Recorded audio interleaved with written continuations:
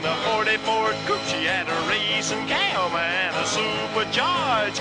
Look out, buddy, hot rod at large. She's a hot rod. She's a hot rod. She's my hot rod, baby. We got to take a car phone right away because Big Mike needs to talk to the car guy. Hey, Big Mike, what's happening? Hey, George, I've been listening to you. I'm a long-time listener, first-time caller. Good deal. I got a 208 Buick Enclave, and when I hit my windshield wiper button to spray the fluid, the wiper works, but no fluid comes out. And I checked the fuses and replaced the washer pump. What's my problem? Oh, you can't hear the washer pump run, can you? No, I can't. All right, there's a multi-function switch. It's in the steering column. That's part of the, you know how the turn signals and the wipers and the lights and all that are all conglomerated there in the steering column. Yeah. Yeah. Well, you might have a problem in there. What you got to do is look. You actually have to test it to make sure. Otherwise, 'cause that's expensive. Oh, Mike, that's a project too on a Buick. That they call it a multi-function switch because it does everything. Bright lights. It does the whole shebang. And it's got your wiper. It's got your wipers built in it, and that's a real common problem. Okay. So, But it's not cheap, so you want to have somebody make sure that's what it is first. Good enough. Okay, buddy. All right. Thanks for your help. I wish I had better news. I wish I had better news for you, Mike. But you know how it works, you know. Wish in one hand. All right, buddy. Thanks for calling. Poor Mike. We'll see. I hope it's not his washer or his multi-function switch, because those little buggers are expensive. Oh, baby. The ride-sharing company Uber, whose business ethics have been questioned before, like in 2014, they were investigated under charges of misogyny. Now, T-Rex, I don't have to go to the FCC catalog. That's not dirty. They were being accused of that, as well as they've caught them intentionally calling their rivals, such as like the Lyft company or one of the other ride sharing, and ordering fake rides and then canceling them, just to create havoc and chaos. Well, our boys at Uber have reached a new low.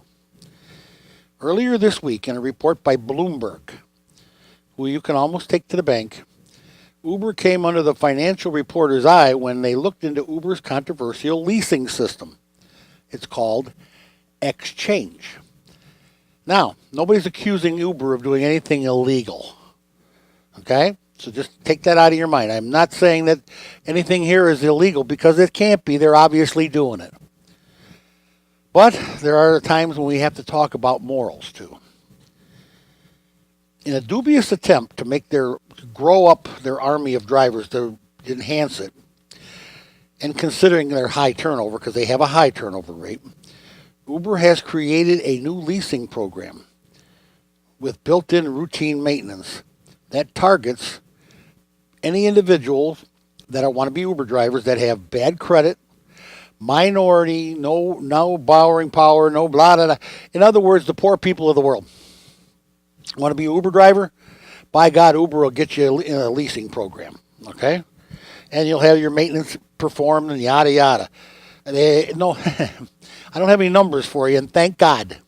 I don't think they want me to know the numbers because I would really probably rant and rave. But Bloomberg says that to their investigation, the loans and interest rates are similar in nature to, say, payday loans or cash for titles or one of them. Not illegal, but usurious at best. There's another one you don't have to look up, T-Rex. You get my drift, what I'm saying. All right? Oh, by the way, did I mention that Uber, under the agreement, takes their lease payment right out of the driver's paycheck? Oh, yeah. They take their money when they want it. They don't care if you got bills due that week and you want to pay it next week. They take the money out of your paycheck. If you're driving Uber, they take your money for that nice car they got you a lease on. At probably $1 zillion a month. And what was the old the loan sharks rates? $1 down and $1 a day for the rest of your life. That's how that goes. And I got to tell you, again, nothing illegal. I'm accusing no one of anything. but I'm just telling you the facts. And I'd love to know the numbers on this if they would let them out. But some companies don't, if it's their employees, and that's technically who we're dealing with here, unless one of their employees wants to jump up and say, boy, did I get stuck. Well, then we're not going to have a problem. We might not ever know. I'm sure there's a way to find out. And if anybody will find out, it'll be Bloomberg, because they like digging and cranking it and digging and cranking it some more. It's what they do best. Oh, yeah. I tell you, I'm just not, I've never been a big Uber fan. I try and tell my young people in my family to stay away from using that. I know the young people just think it's the rage because it's cheap. But whose insurance company covers this? What if there's a wreck? Huh? What if this guy that has no background check, has no nothing, he's not licensed, he's not union, he's nothing. He's not licensed by the city or the state. He's just a person that decided, I think I'll give people rides and get paid for it. What if he's a pervert? What if he's a no good guy? A no good Nick? What if he shouldn't be driving at all? What if he drinks all day while he's doing this? I mean, come on. There's no regulation here. I'm not happy with Uber, and now that I know that they're doing this to their drivers, that they want to encourage people with very poor credit ratings and no hope of getting any credit or getting a loan. We're going to give you this nice new car. Here's your lease payment. Now run out there and drive a lot so we can take your money. So we can have your money, because we don't want you to have your money.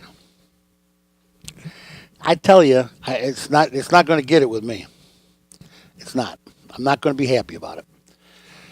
Oh, Elon Musk, my buddy.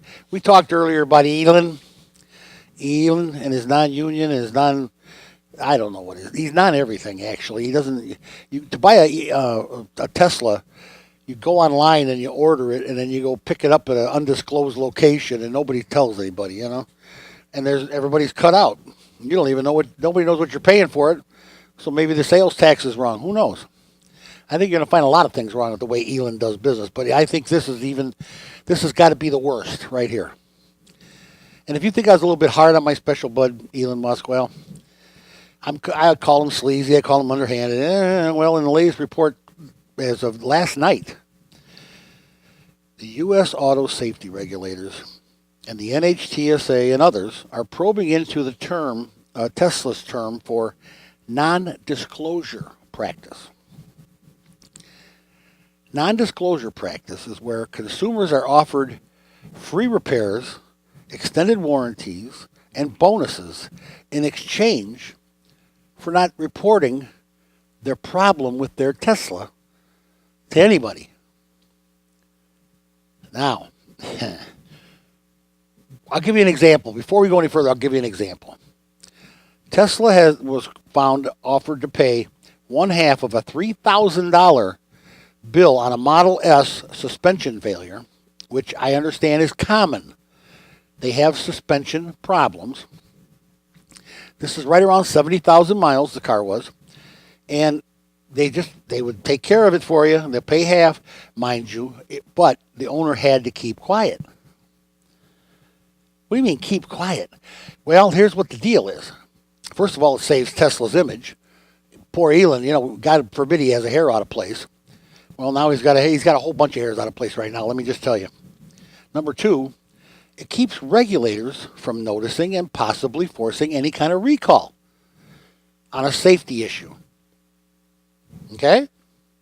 In other words, the NHTSA never gets wind of anything like this because the customer has to be quiet because they gave him a deal.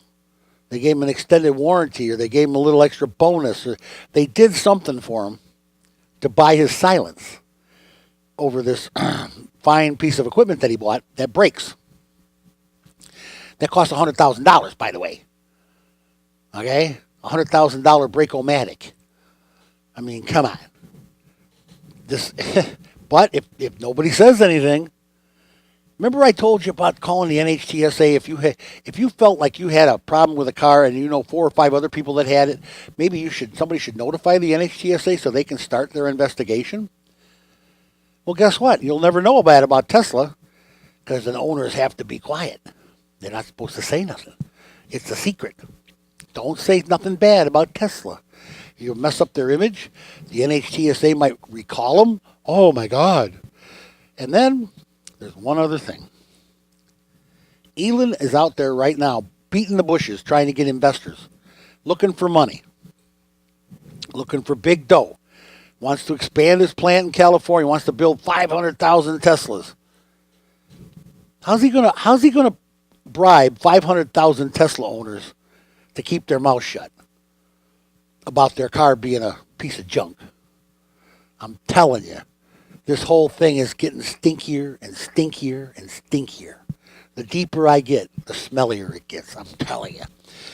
And Elon's out there right now looking for investors because he can't get any more from the Department of Energy. Those loans are done. There's no way you can secure any of that money at this point. So he's out there looking for private investors. He's going to sell stocks, going to raise billions to build this fine car. And you know why he says it's a fine car? Because nobody knows that it breaks, because nobody's allowed to say. They get bought off. So now who would want to invest in that kind of company if it was breaking all the time? So they're, see our car, perfect, never has any breakage. What a wonderful car we build. Why don't you invest $1 million, zillion dollars? Elon. You're lying. You're just lying, Elon. Everybody knows it. I know it. You know it. And now all the Carguy listeners know it. We're going to take a minute now and talk to Uncle Chuck here from Calumet Harley. Uncle Chuck from Calumet Harley, just how in the world are you, buddy? Big George, what's happening this sunny morning? Oh, man, it's beautiful out in it. It's going to be a hot one. Oh, it's a toasty one. I just got in from running with the dogs, and I don't know who's got it worse, me or them. How do those dogs keep up with your Harley? Because I know you're not running. Well, actually, I'm walking a block and kind of jogging a block. Trying Really? to stay in shape, you know what I'm saying? All those motorcycles, and you got to go out and run. Hey, you got to get that exercise in every day, right? Oh, yeah, you can tell I get mine. I got to tell Hey, well, listen, here's what's going on. I want to know. We got this really cool thing coming in next week. There's a guy whose name is Adam Sandoval, and he goes by the hashtag of Scootin' America. Right, I heard of him.